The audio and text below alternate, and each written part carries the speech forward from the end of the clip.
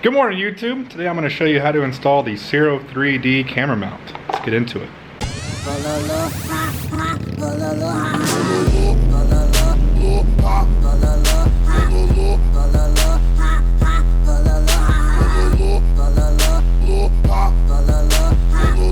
First things first, we're going to go ahead and unbox our product. Inside the box, you're going to find a very good set of directions, but if you're watching this video, I'm assuming you're not going to use these.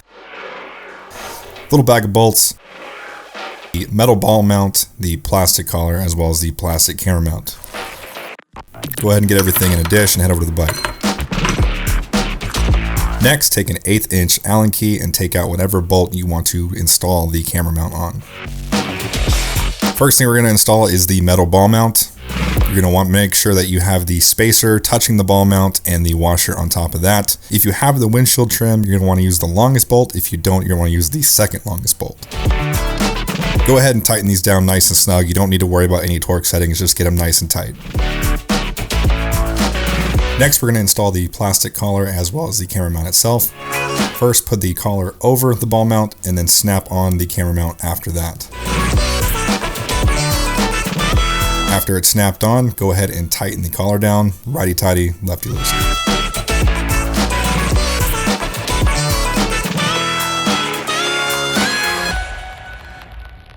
The kit does include a nut and bolt to mount the camera to the mount itself, but if you notice, it is the exact same thread pattern as your standard GoPro thumb screw.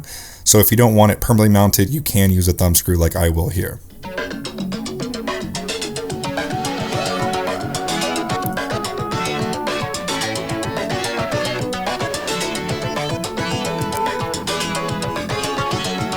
Then once you're installed, you can loosen everything up and get your camera in whatever position you want. You have a couple options, including upside down, off to the side, straight forward, wherever you want it. Once you have the camera where you want it, go ahead and tighten the collar down, as well as the thumb screw or the bolt, whichever you used.